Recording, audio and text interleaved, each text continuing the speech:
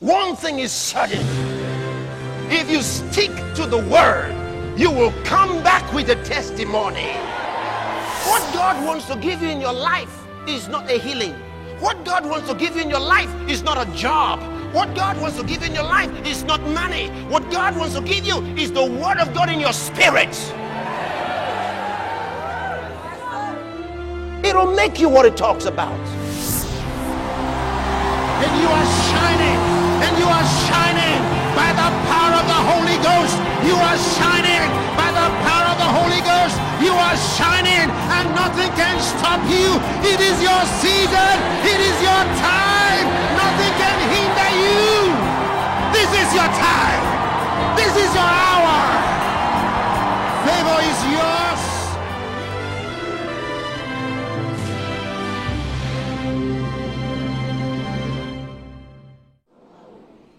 Hallelujah. Alléluia. And the Lord said unto Joshua, this Verset 7. L'Éternel dit à Josué, aujourd'hui, je commencerai à te lever aux yeux de tout Israël, afin qu'ils sachent que je serai avec toi, comme j'ai été avec Moïse. Maintenant, si vous lisez ce verset dans la traduction Message, est-ce que quelqu'un a la traduction de la Bible Message ici?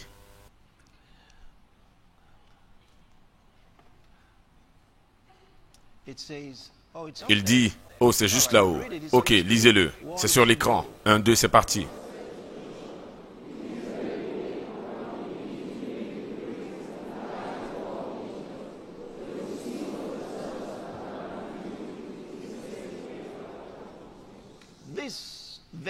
Ce jour véritable,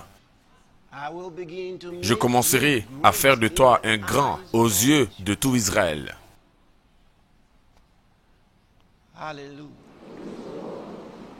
Alléluia.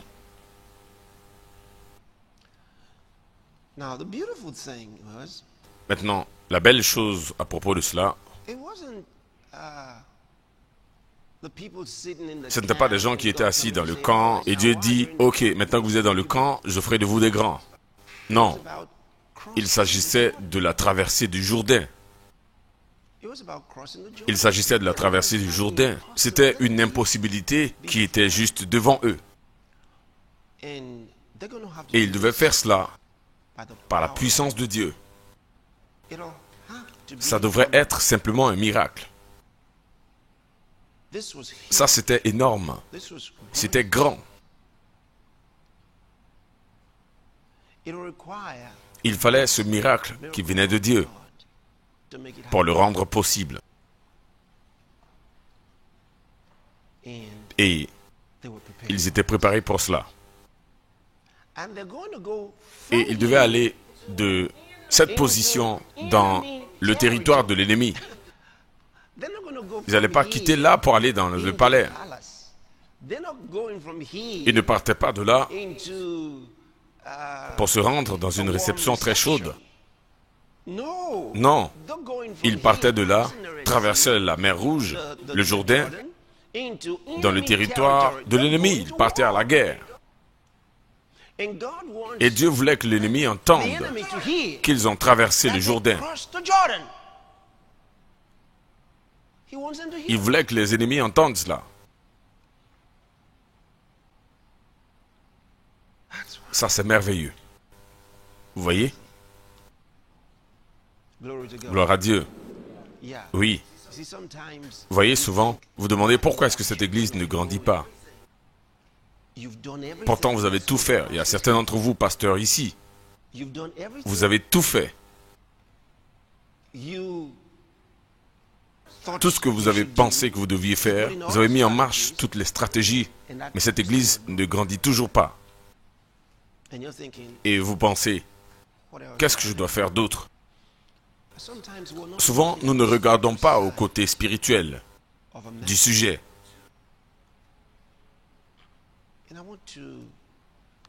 Et je voudrais attirer votre attention à certains de ces points dans les Écritures.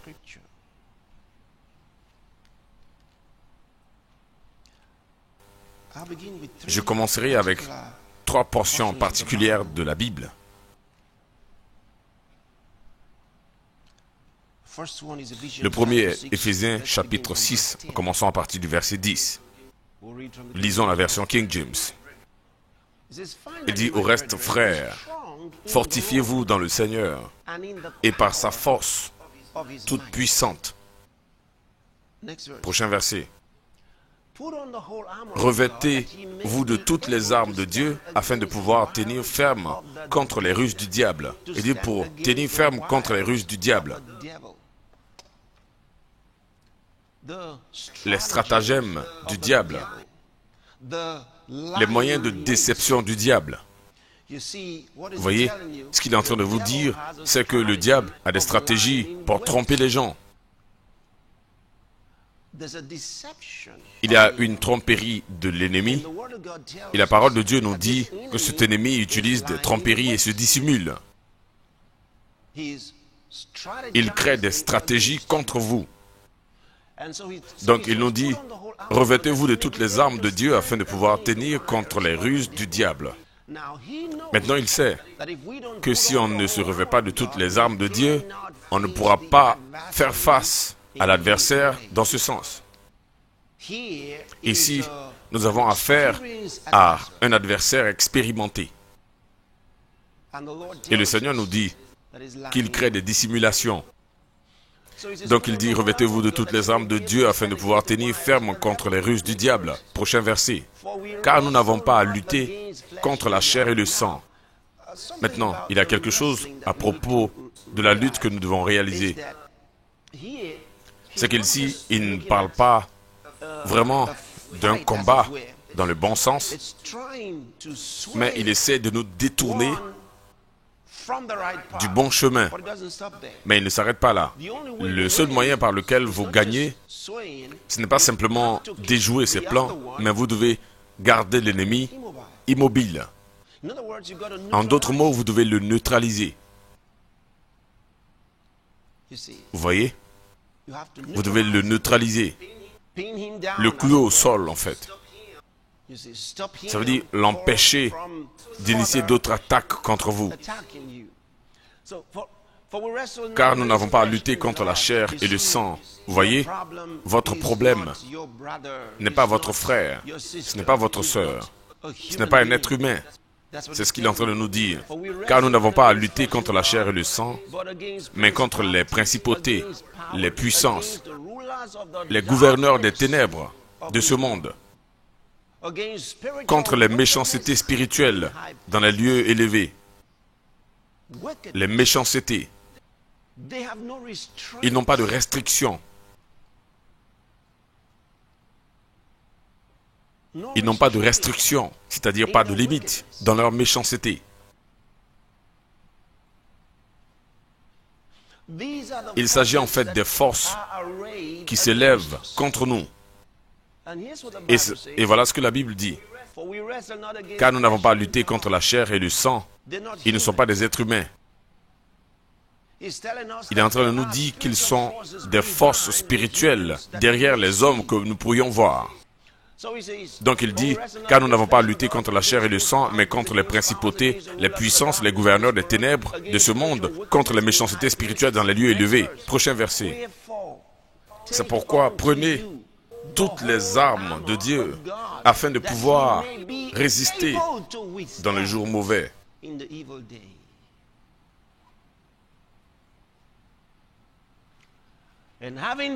Et tenir ferme après avoir tout surmonté. Ce jour mauvais viendra. Ce n'est pas quelque chose qui arrive à quelques personnes. Ça peut venir par des moyens différents à tout le monde. C'est pourquoi prenez toutes les armes de Dieu, pas quelques-unes. Toutes les armes de Dieu afin de pouvoir résister le jour mauvais, de résister le jour mauvais. Et tenir ferme après avoir tout surmonté. Afin qu'à la fin, vous soyez toujours debout. Alléluia. Gloire à Dieu. Très bien. Prochain verset. Tenez donc ferme. Ayez à vos reins. Il commence à nous dire, vous voyez, le genre d'armes qui sont décrites pour nous nous révèlent le type de combat, de bataille dans lequel nous sommes engagés. Il poursuit, ayez à vos reins la vérité pour ceinture. Revêtez la cuirasse de la justice. Prochain verset. Mettez pour chaussure à vos pieds le zèle que donne l'évangile de paix. Prenez par-dessus tout cela le bouclier de la foi, avec lequel vous pourriez éteindre tous les traits enflammés du malin. Prenez aussi le casque du salut et l'épée de l'esprit, qui est la parole de Dieu. Vous voyez, il n'a pas dit une autre chose à propos d'une préparation mentale ici. Est-ce que vous avez remarqué? Il n'a rien dit au sujet de votre exercice physique. Est-ce que vous avez remarqué ça?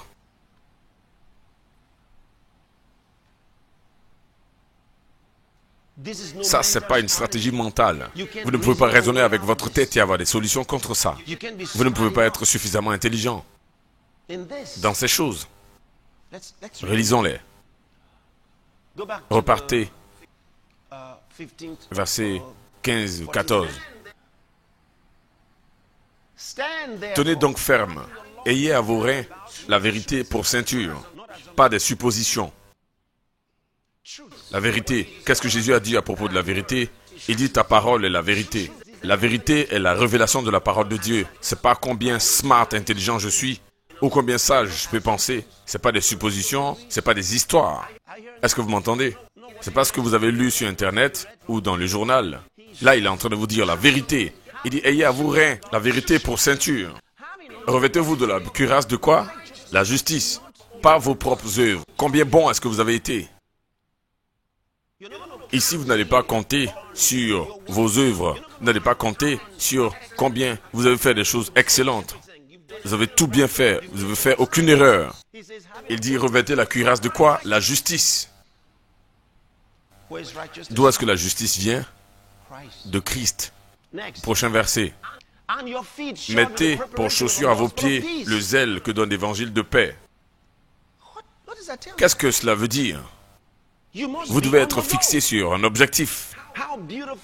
Combien beaux sont-ils les pieds de ceux qui publient la paix, c'est-à-dire l'évangile. Vous devez être dehors prêchant l'évangile. Si vous ne prêchez pas l'évangile, quelque chose ira mal. Vous ne pouvez pas gagner dans ce combat. Vous ne pourrez pas gagner. Vous ne pouvez pas arrêter de prêcher le message et penser que vous grandissez.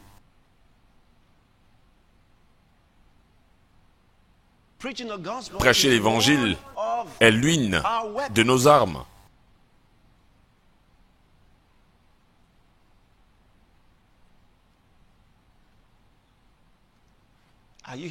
Est-ce que vous entendez ceci? Ok, prochain verset. Au-dessus de tout, prenez le bouclier de quoi? La foi.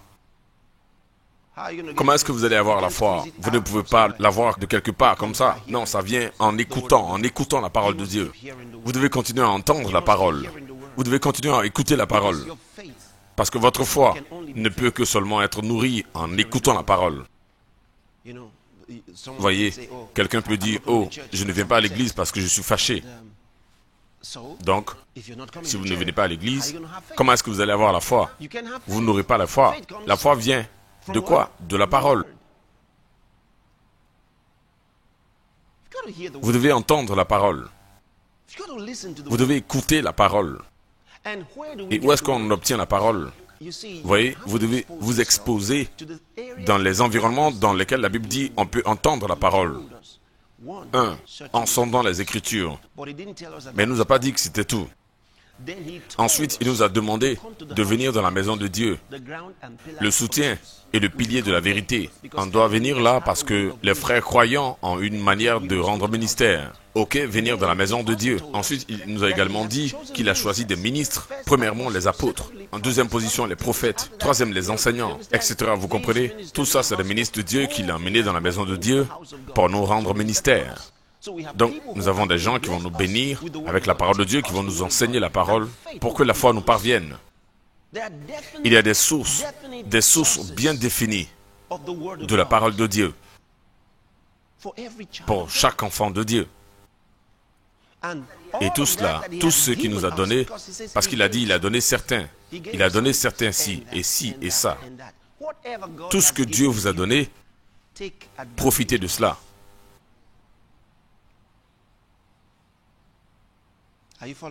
Est-ce que vous suivez ceci? Donc il dit, au-dessus de tout, prenez par-dessus tout le bouclier de la foi, avec lequel vous pourrez éteindre tous les traits enflammés du malin. Il est en train de nous dire qu'il y a des traits enflammés de l'ennemi. Ces choses ne sont pas physiques, frères et sœurs. Il nous a déjà dit que nous ne luttons pas déjà contre la chair et le sang, mais qu'il s'agit de personnalités spirituelles. Et s'ils sont des êtres esprits, leurs traits enflammés ne sont évidemment pas physiques, mais ils sont également spirituels. Très bien. Donc ça, c'est une partie, c'est pas encore fini. Allons au prochain verset. Et prenez le casque du salut. Encore, vous voyez, ça, c'est spirituel. Et l'épée de l'esprit, qui est la parole de Dieu. Ensuite, verset 18. Faites en tout temps par l'esprit toutes sortes de prières et de supplications. Veillez à cela avec une entière persévérance et priez pour tous les saints. Vous avez remarqué ça? Priez comment? Il dit tout le temps, par l'esprit, tout type de prières et supplications. Veillez à cela avec une entière persévérance et priez pour tous les saints. Donc non seulement vous ne priez pas pour vous-même ou à propos de vous-même ou des choses autour de vous. Il dit également priez aussi pour les saints. En fait, il n'a même pas dit ici priez tout le temps pour vous-même. Il a même dit pour tous les saints. Donc vous priez pour les autres.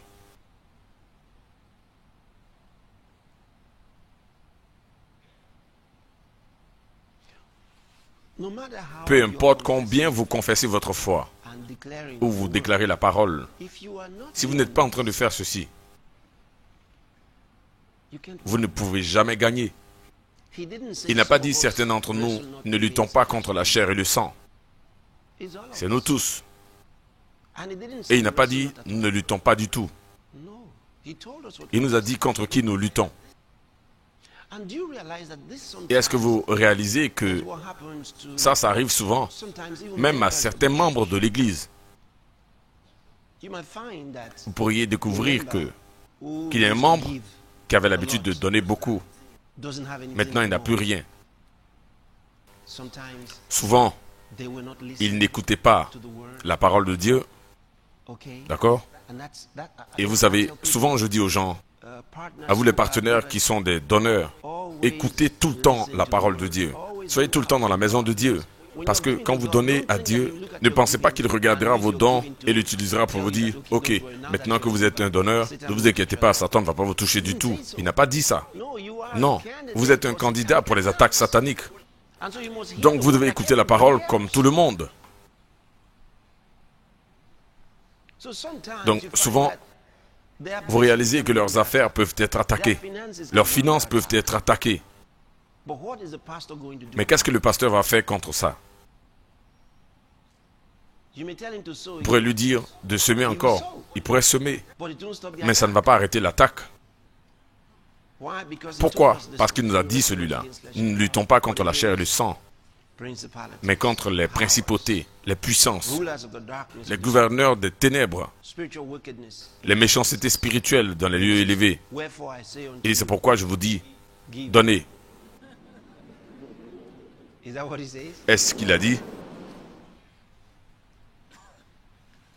Donnez, c'est bon, ça marchera pour vous, ça vous donnera beaucoup de résultats, mais ce n'est pas tous les résultats. Vous ne pouvez pas faire fi de cette règle. Vous ne pouvez pas ne pas considérer Éphésiens 6, 12.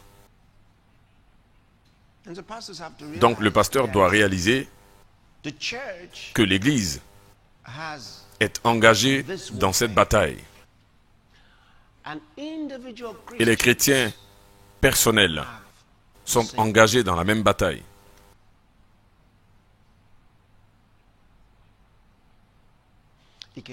Cela peut arrêter la croissance de l'Église. Si vous ne faites rien à propos de cela, vous allez être étonné. Comment est-ce que cela arrive? Je vais vous l'expliquer dans un instant.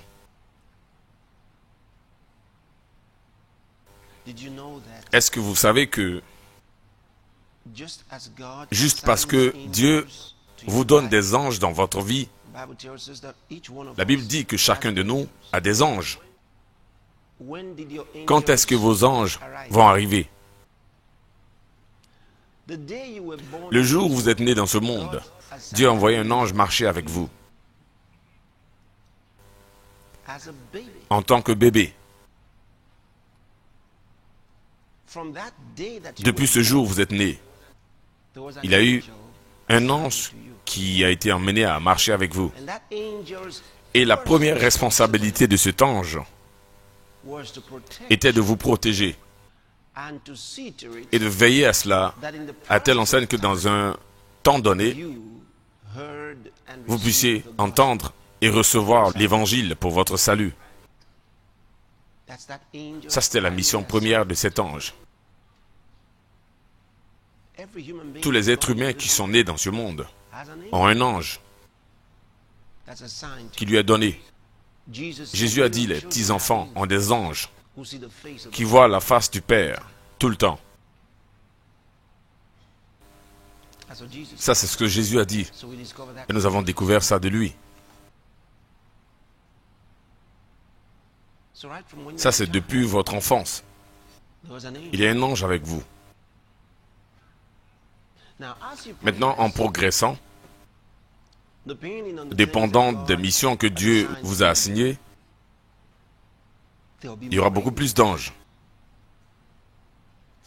pour juste vous.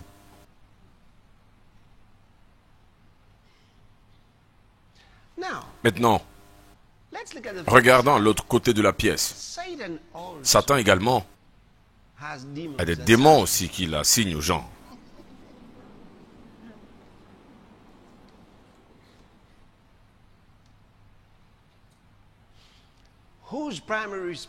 Qui sont premièrement responsables depuis votre enfance pour dévorer, pour détruire, pour tromper et pour détourner du sentier de la justice. Ça, c'était la première mission de ces démons.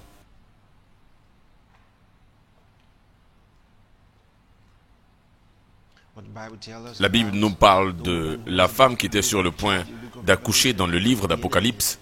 Ensuite, le diable était là, attendant prêt à prendre l'enfant.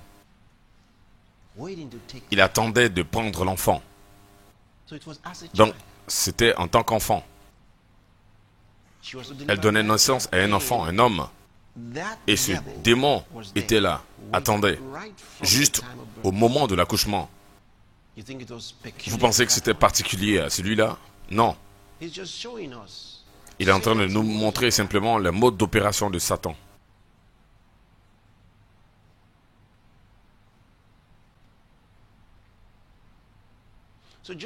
Donc, simplement parce que vous servez Dieu,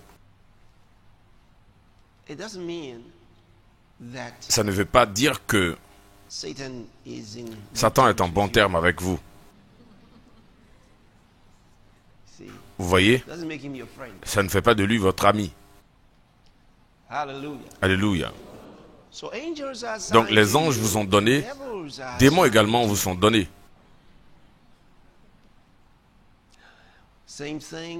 Les mêmes choses pour les familles. Les mêmes choses pour les églises. Vous voyez, il y a des anges qui sont donnés aux églises, il y a des démons aussi qui sont donnés aux églises. Et parmi les anges, il y a un principal. Parmi les démons également, il y a un principal. One thing is certain. If you stick to the word, you will come back with a testimony. What God wants to give you in your life is not a healing. What God wants to give you in your life is not a job. What God wants to give you in your life is not money. What God wants to give you is the word of God in your spirit. It'll make you what it talks about. And you are shining. And you are shining by the power of the Holy Ghost. You are shining by the power of the Holy Ghost. You are shining and nothing can stop you. It is your season. It is your time.